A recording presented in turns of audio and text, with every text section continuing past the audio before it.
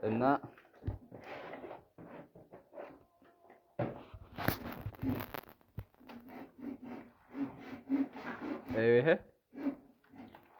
ይሄ ጎርጓዳው እንዲሞላ ነው እንደዚህ የሚጨማመርበት።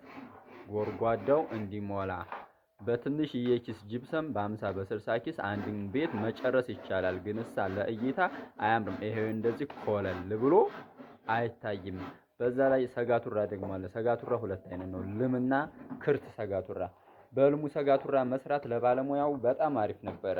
ያፈጥናል፣ ቶሎ ቶሎ ቤቱን ጨርሰን ለመሄድ ይመቸናል፣ ያፈጥናናል።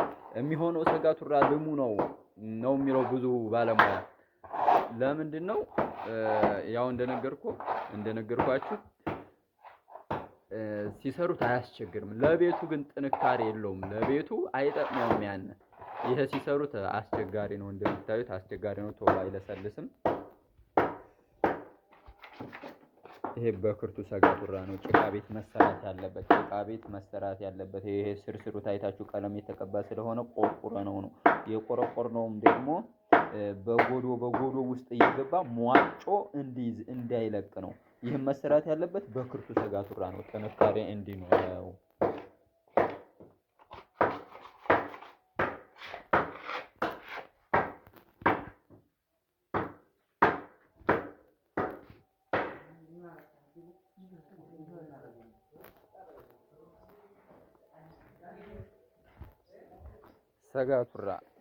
ሰጋቱራ ማለት እዩት። ይሄ ነው ክርቱ ሰጋቱራ። ጠርብ ነው፣ ፍላጭ ነው። ልሙን ደግሞ አሁን እዚህ የለምና ነው እንጂ ይሄ በጣም ቸጋራ ነው። በአንደኛ መላጊያ የሚላግ ነው። ያን ልሙ ደግሞ ከአዲስ አበባ ምናምን ነው የሚመጣው። ይሄ እዚሁ አካባቢያችን የጣውላ ፍቅፋቂ ነው። ያን ያው ከልመቱ ከጅብሰም ስለማይለይ ለቤቱም ለምንም አይጠቅመውም። ተጨመረ አልተጨመረ ይሄ እንዳይሰነጠቅም ግድግዳውን በደንብ እንዲሞላ ይጠቅመናል። ልሙ ከሆነሳ ልሰንጠቅ ቢል የሚያግደው ነገር የለም።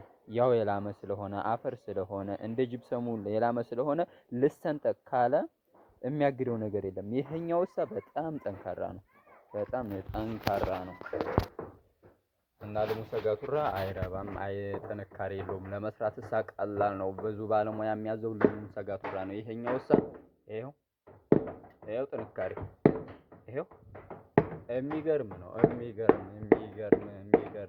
ማስመሰል አይደለ፣ ማታለል አይደለ፣ በአይን የሚታይ ይሄው ጭቃው ላይ ነው የተለጠፈው። ጭቃው ላይ ነው የተለጠፈው። በጣም ጠንካራ ነው። ይሄ ልሙ ከሆነሳ ይሄው እዚህ ጋር አስካቶላ ለመቅበርም ሆነ ለምንድን ስንቆረቁረው ይሄው እዚህ ጋር ሲቆረቁር ትርትር ነው የሚለው። እንደዚህ ትርትር ነው የሚለው።